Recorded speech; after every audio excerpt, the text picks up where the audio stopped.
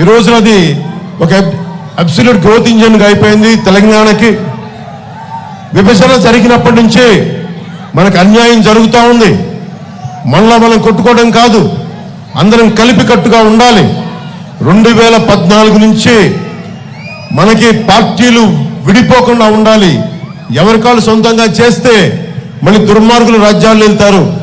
2014 నుంచి ఆ రోజు నేను ఇక్కడ శ్రమ పడతా ఉన్నాను.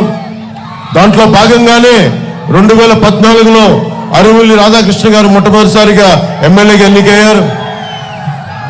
ఇది నేను కోరుకుంటుంది. మీకు ప్రభుత్వం చూడండి ఎలా ఉందో. పోలవరం ప్రాజెక్ట్ అయ్యిందని అడిగితే ఆ పోలవరం ప్రాజెక్ట్ ఇరిగేషన్ ముఖ్యమంత్రి డాన్సులు చేస్తా ఉన్నాడు. ఓలమ్మి తిక్కెరేగిందా, ఒళ్ళంతా తిమ్మిరెక్కిందా అని చెప్పి ఇలాంటి పాటలకి డాన్స్ ప్రాక్టీస్ చేస్తూ ఉంటాడు.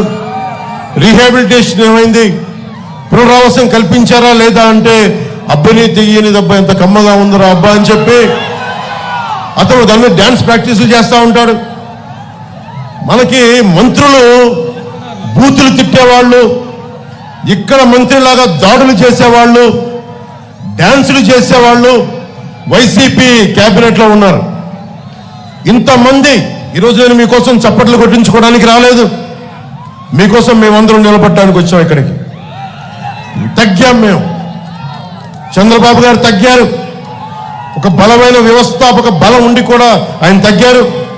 ముఖ్యంగా నేను ఇక్కడ తణుకు నియోజకవర్గం జనసేన అభ్యర్థిని ప్రకటించిన తర్వాత కూడా నేను తగ్గాల్సి వచ్చింది. ఎందుకు తగ్గాల్సి వచ్చింది అంటే ఇన్ని స్థానాలు గెలవాలి, ఓటు చీలిపోకూడదు. దాంట్లో భాగంగా మా అన్నయ్య నాగబాబు గారి సీటు కూడా అనకాపల్లి పార్లమెంట్ అభ్యర్థిగా ప్రకటించి కూడా మన భారతీయ జనతా పార్టీ కేంద్ర నాయకత్వం అడిగినప్పుడు దాన్ని నేను తీసుకొని మా అన్నయ్య గారికి కూడా క్షమాపణలు చెప్పి పెద్ద మనసుతో అర్థం చేసుకోమని నేను తగ్గాను. ఇవన్నీ ఎందుకు చేస్తున్నామంటే మీ భవిష్యత్తు కోసమే చేస్తున్నాం. ఇక్కడ